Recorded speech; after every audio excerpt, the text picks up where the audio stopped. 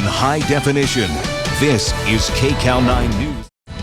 Millions of people trying to get in shape with the new year, and now might be a good time to see that your teeth and your mouth is in shape as well. Yeah, don't always think about that, but a healthy mouth can help your overall health. Dr. Arthur Glosman is here to show us his 4-step approach to a better smile. Dr. Glosman, welcome. Thank you. We were just talking about if you're brushing, that's not enough if you're just brushing your teeth. It's not enough anymore. You have to brush before and after meals, before bedtime, in the morning, and after you eat foods that could stain your teeth. That's really important. And always brush with a toothpaste that has fluoride in it. The next thing you want to do is floss. Make sure that you floss so you can take out the food and debris that's caught between the teeth, which is where most dental decay usually happens, and inflammation of the gums. Now you said brushing, and you named a couple times when we should brush. I thought the recommended was twice a day. Not good enough, huh? Not good enough anymore. Best times are after meals, after you have foods that stain your teeth. And those are the times that are really important, especially before you go to sleep, because when you're going to sleep, you don't brush for the next 6 to 8 hours. And in the morning, you build up a lot of plaque and bacteria. What kind of foods can stain our teeth? Which you would be looking out for? Foods like coffees, teas, red wines, tomato sauces, those type of foods and drinks stain your teeth. Pretty much what you might think, yes. Like blueberries and stuff. Blueberries, like lots of berries. Also not good to use after teeth whitening procedures as well. All right, so now that we've done a good job brushing, what do you recommend for flossing? Flossing, either waxed or unwaxed floss is good, depending on what's preferable for you. But flossing after you brush helps dislodge a lot of the food particles that get left behind. Studies have shown that brushing alone only cleans 25% of your teeth, so flossing is really, really important. And is that a once-a-day thing, or? Flossing is great after meals. That's generally what's recommended, and that helps the whole process of cleaning your mouth. In addition, I also recommend mouthwashes.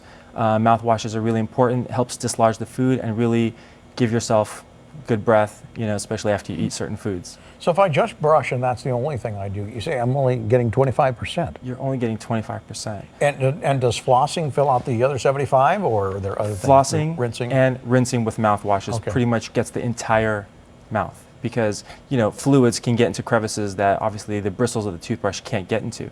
So it's really more of a 4-step approach where you have to brush, floss, mouthwash, and develop a healthy lifestyle, meaning good diet, managing your stress, seeing a dentist, and overall, getting good exercise within your day. Yeah. Let's talk about how your mouth does relate to your health, because we're now learning that dentists can be on the first line of defense to some pretty intimidating diseases. We're talking about things like cancer and things like that you can pick up in the mouth. What are you looking for? We're looking for signs of inflammation.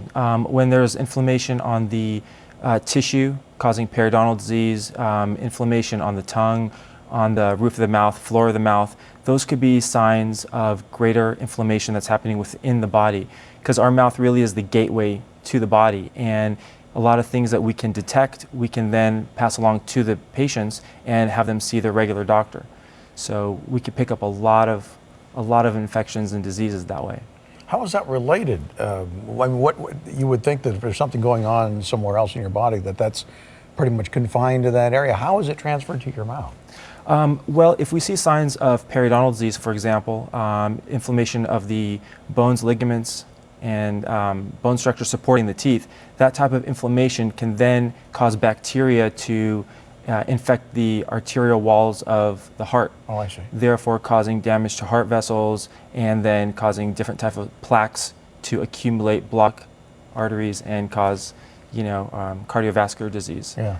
When you're talking about inflammation of the mouth and you detect it, is this something that a patient would not necessarily feel or detect on their own? Sometimes not, because it doesn't really hurt. And unfortunately, we don't feel a lot of the pain until it's too late. By the time patients feel it, and they haven't been to the dentist, it's already too late and the infections have spread. So, it's really important to see the dentist at least twice a year.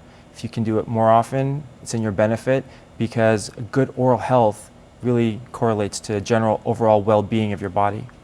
Makes sense. Dr. Glosman, thank you for being here. Thank you. Thank you.